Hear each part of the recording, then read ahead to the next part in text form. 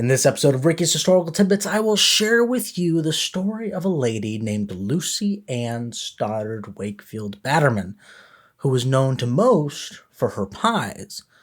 But there's something else that she was known for. This is Ricky's Historical Tidbits Podcast, and this is Ricky Mortensen. Her name is Lucy Ann Stoddard. She's from Connecticut, and though her friends and other family said it wouldn't work, she married an Englishman who had his eyes set on California. Dr. John Wakefield was a dentist. Research shows that they didn't like each other all that much. One wonders why they even got married in the first place. Lucy's parents had both died before they got together, and Dr. Wakefield had control of the inheritance which she despised. And soon they made their way to California, arriving in Dry Diggins in 1849. It seems that Dr. Wakefield continued as a dentist. Soon after arriving, Lucy wanted to make some money of her own, and she began to bake and sell pies to the miners. It started out with a home restaurant selling the coffee for 50 cents and a pie for $1.50. She became so popular that she was making about 240 pies a week.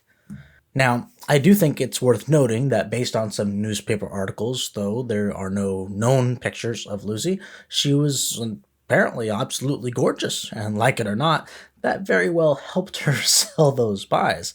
Since women in general were scarce, most who lived and worked in the early gold rush were just single men, so there weren't a whole lot of ladies to be seen. Lucy made it clear to her husband that she didn't like him, and he didn't like her either. Others in her family didn't like him as well.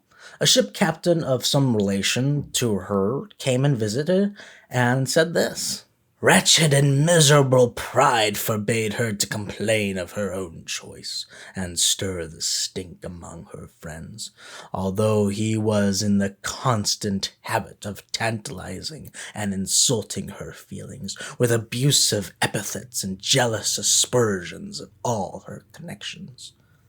Lucy worked hard selling those pies, mostly apple, by the way.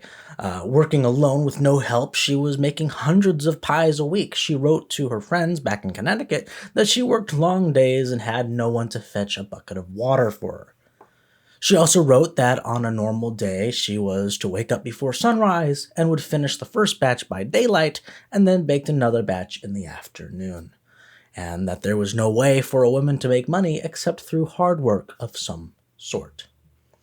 Soon, the business was too much for the house, so Dr. Wakefield gave her $250 from her inheritance to go buy a log cabin down on Main Street in Placerville to set up her new shop. Other than the non-stop pie making, she had whist parties where she and her friends would play a card game called whist, which was another thing her husband, Dr. Wakefield, hated since it kept him up all night and burned up all the firewood, and that wasn't very cheap. In 1851, California made a new law allowing for divorce for things like impotency, desertion, neglect, adultery, and habitual intemperance. Lucy right away filed for a divorce request for cruelty and jealousy. There was a court case for the divorce with a jury. Dr. Wakefield denied the allegation, saying that on the way west, on the plains, she wouldn't travel with him, instead rode on a horse with some other guy, and as soon as they got to Hangtown, she said that she would leave him as soon as she had the chance. Then went on to say that she wanted to sell pies and make some money, and he thought that was a good idea, and he went to the village and got her some customers, and within days, she was doing great, selling full pies for $2 a pop. He then went on to mention the whist parties and also that she went out late at night to go dance with a bunch of lowlifes and gamblers, which he said was an insult to him as a Christian. He then said that he had given her the $1,000 inheritance as well. In the end, though, Dr. Wakefield lost the case and she was given everything. The house, the cabin, everything in the house, all the money, and he was given the bill to pay the court costs. The jury on the case was 5 men. One of which was a general named Christopher Batterman, who, according to a newspaper article, helped her with the divorce and then got a divorce himself, and then they got married.